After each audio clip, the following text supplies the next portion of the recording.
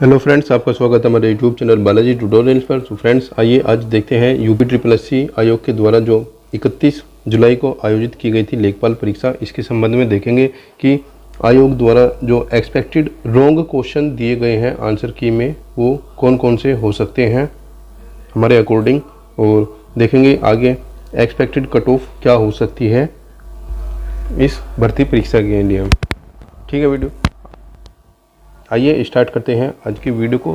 Guys, video start करने से पहले आपसे रिक्वेस्ट है, यदि आप हमारे चैनल पर पहली बार आए हो प्लीज़ चैनल को जरूर सब्सक्राइब कीजिए फर्दर अपकमिंग अपडेट्स के लिए, और नोटिफिकेशन बेल को ऑन कीजिए। आइए स्टार्ट करते हैं आज की वीडियो को। सो फ्रेंड्स, ये पेपर है यूपी लेखपाल का जो 31 जुलाई को कंडक्ट किया गया है। आइए देखते हैं हमारे अकॉर्डिंग इस पेपर में कितने क्वेश्चन रॉन्ग हैं। ठीक है फ्रेंड्स, इसमें जो ऑब्जेक्शन होगा, ये जो क्वेश्चन दिया गया है जीवनपति, इस क्वेश्चन पर भी आप ऑब्जेक्शन कर सकते हो, क्योंकि आयोग के द्वारा जो इस पर्सन का उत्तर दिया गया है ये दिया गया है पति। ठीक है, और इसका जो आंसर होगा वो होगा यमराज। ठीक है, आप इस पर ऑब्जेक्शन डाल सकते हो। आइए देखते हैं नेक्स्ट में एक क्वेश्चन था हरिओम, ये क्वेश्चन भी गलत दिया गया है, आप इस पर भी ऑब्जेक्शन कर सकते हो। देखिए, कुछ है वो बता रहे हैं कि ये जो क्वेश्चन दिया गया है उत्तर प्रदेश की बाउंड्री के रिगार्डिंग, इसमें ये जो ऑप्शन दिए गए हैं यहाँ पर, इन ऑप्शन में कुछ कोचिंग इंस्टीट्यूट जो यूट्यूब पर वीडियो अपलोड किए हैं वो इनमें कंफ्यूज हो रहे हैं, लेकिन जो इसका फाइनल उत्तर है ये 8 ही माना जाएगा। ठीक है, क्योंकि इसमें ओनली स्टेट्स की बात की गई है, ना कि यूटी की। यदि यहाँ पर बोला जाता है केंद्र शासित राज्य या फिर राज्यों के साथ, ठीक है, राज्य और केंद्र शासित के साथ, तो यहाँ पर नो आंसर होता है इसका। ठीक है, तो ये क्वेश्चन का जो आंसर दिया गया है, ये क्वेश्चन 8 दिया गया है, ये ठीक है, लेकिन आयोग के द्वारा ही पिछली जो कुछ परीक्षाएं हुई हैं वहाँ पर सेम क्वेश्चन में आंसर 9 भी दिया गया है। ठीक है, तो यानी कि आप यदि आपने यहाँ पर आंसर 9 दिया है या फिर 8 दिया है, आप ऑब्जेक्शन कर सकते हो इस पर, लेकिन इसका जो ऑप्शन करेक्ट आंसर होगा ये होगा सिर्फ बी। ठीक है, और जो कि आयोग ने भी आई थिंक बी आंसर ही दिया हुआ है।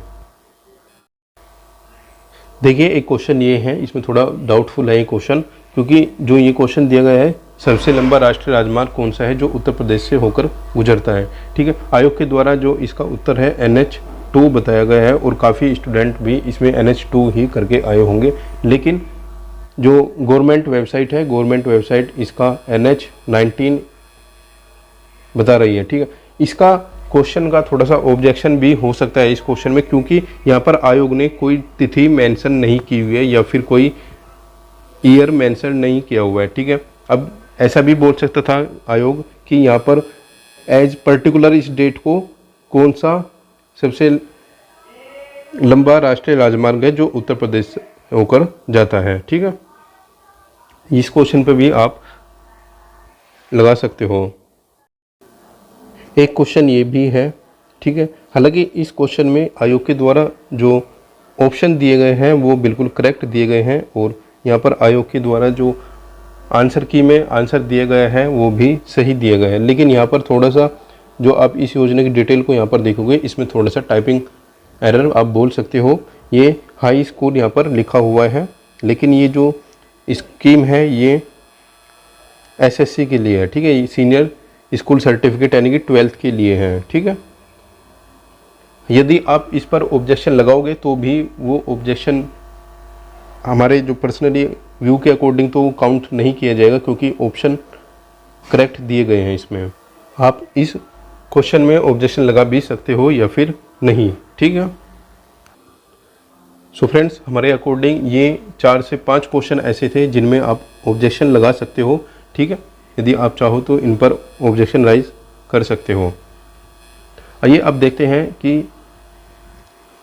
यूपी लेखपाल की एक्सपेक्टेड कट ऑफ कितनी जा सकती है। ठीक है, जैसे कि आपने देखा होगा वेरियस कोचिंग इंस्टीट्यूट के द्वारा जो कट ऑफ बताई जा रही है वो 80+ बताई जा रही है। ठीक है, और ये कट ऑफ देखने के बाद जो स्टूडेंट्स हैं वो थोड़ा कंफ्यूज हो गए हैं कि क्या इतनी हाई कट ऑफ चली जाएगी। ठीक है गाइज, ऐसा भी नहीं है कि जो इतनी cut off high cut off ये कोचिंग इंस्टीट्यूट वाले बता रहे हैं ये एग्जैक्ट करेक्ट बता रहे हैं। इसका रीज़न मैं बता रहा हूँ आपको। अब आप सपोज कीजिए यदि आपका कोई कोचिंग इंस्टीट्यूट है या फिर आप कोई कोचिंग देते हो और आपके कोचिंग इंस्टीट्यूट के 10 बच्चे हैं और 10 बच्चों में ये पेपर अटैम्प्ट किया है और 10 में से किसी ने 70 क्वेश्चन अटैम्प्ट किए हैं, किसी ने 80 क्वेश्चन अटैम्प्ट किए हैं, यानी कि 80 करेक्ट किए हैं। ठीक है, और किसी ने 60 करेक्ट किए हैं, किसी ने 50 भी करेक्ट किए हैं। ठीक है, तो आप क्या बताओगे कि हमारा जो कोचिंग इंस्टीट्यूट है, हमारे कोचिंग इंस्टीट्यूट के जो बच्चे हैं वो 80 क्वेश्चन कर रहे हैं। ठीक है, आप यही बताओगे, किसी को आप ये नहीं बताओगे कि हमारे कोचिंग इंस्टीट्यूट के बच्चों ने 60 क्वेश्चन ठीक किए हैं या फिर उसके 60 क्वेश्चन करेक्ट हुए हैं विद निगेटिव। ठीक है, निगेटिव को हटाने के बाद आपके ये नहीं बोलोगे कि आप 50 हमारे बच्चे के सही आंसर हुए हैं। ठीक है, तो जो कोई ये सोशल मीडिया प्लेटफॉर्म पर बता रहे हैं कि 80 प्लस जाएगी, 90 प्लस जाएगी कट ऑफ, इतना भी कट ऑफ हाई नहीं जाएगी। हालांकि वहाँ पर जितने भी स्टूडेंट हैं सभी अच्छे रैंकिंग वाले हैं, कट ऑफ पर असर होगा लेकिन इतना भी असर नहीं होगा। ठीक है, आइए अब बात करते हैं कि कट ऑफ एक्सपेक्टेड हमारे अकॉर्डिंग कितनी जा सकती है। ठीक है, यदि आप हमारे चैनल को कंटिन्यू फॉलो करते हो तो आपने यूपीएसआई की कट ऑफ देखी होगी हमारी। वैसे हमारा चैनल के द्वारा एक्सपेक्टेड कट ऑफ प्रोवाइड नहीं की जाती, लेकिन यूपीएसआई में हमने first time expected cut off जारी की थी और उसी के अप्रोक्स ही कट ऑफ यूपीएसआई की गई थी। ठीक है, आप चैनल पर देख सकते हो। ठीक है, आइए अब देखते हैं हमारे अकॉर्डिंग यूपी लेखपाल की एक्सपेक्टेड कट ऑफ कितनी जा सकती है। ठीक है भाई, इसके लिए ना दो चीज़ मैटर करेगी कि पेपर का, जैसे कि आपको पता है पेपर लीकेज के पेपर की खबरें आ रही है। अब ये आयोग का मैटर है, इन्वेस्टिगेशन का मैटर है कि पेपर में जो माल प्रैक्टिस यूज हुई है वो कितने लेवल पर हुई है। ठीक है, सबसे बड़ा जो पेपर के अंदर होता है यही चीज़ होती है कि माल प्रैक्टिस कितने लेवल पर हुआ है। ठीक है, यदि ज़्यादा लेवल पर हुआ है तो डेफिनेटली ज़्यादा कट ऑफ जाएगी, यदि कम लेवल पर हुआ है तो डेफिनेटली कट ऑफ पर ज़्यादा फर्क नहीं पड़ेगा। आइए अब बात करते हैं कि एक्सपेक्टेड कट ऑफ क्या हो सकती है इस पेपर की हमारे अकॉर्डिंग। और फ्रेंड्स, ये टोटली एक्सपेक्टेड है। ठीक है, आप इसको 100% नहीं मान सकते क्योंकि कोई भी कट ऑफ एक्सपेक्टेड ही होती है, वो 100% नहीं होती। ठीक है, इसमें थोड़ा सा गैप आ सकता है, 1-2 नंबर का प्लस माइनस हो सकता है। ठीक है, जैसे कि आपको पता है पेपर में 4 सेक्शन थे और 4 सेक्शन में जो क्वेश्चन डिवाइड किए गए थे, ये हिंदी 25 क्वेश्चन थे, मैथ के 25 क्वेश्चन थे, जीके के 25 क्वेश्चन थे और ग्रामीण परिवेश के 25 क्वेश्चन थे। ठीक है, तो फ्रेंड्स देखिए, मैथ, हिंदी एक ऐसा सब्जेक्ट है, कितना भी स्टूडेंट होनहार हो, कितना भी एजुकेटेड हो, यानी कि हाई ग्रेजुएट हो या फिर अंडर ग्रेजुएट हो या फिर पोस्ट ग्रेजुएट हो। ठीक है, देखिए मैक्सिमम आप कितने क्वेश्चन करेक्ट कर सकते हो, मैक्सिमम आप 20 से 22 क्वेश्चन करेक्ट कर सकते हो, क्योंकि यहाँ पर 3 क्वेश्चन का जो हमने मार्जिन दिया है वो 3 क्वेश्चन ह्यूमन एरर की वजह से क्या होता है, जैसे कि आप OMR शीट फिल करते हो तो उसमें गोले सर्किल जो होते हैं वो गलत फिल हो जाते हैं। ठीक है, ये ह्यूमन एरर आप 3 क्वेश्चन का आप यहाँ पर मान सकते हो। ठीक है, और मैथ में भी मैक्सिमम, यदि आप मैथ में कोई स्टूडेंट मैथ बैकग्राउंड से है तो वो भी मैक्सिमम 22 से 24 क्वेश्चन इजली कर जाएगा मैथ बैकग्राउंड का, और जो एवरेज बच्चा होगा वो इतने तक हो जाएगा।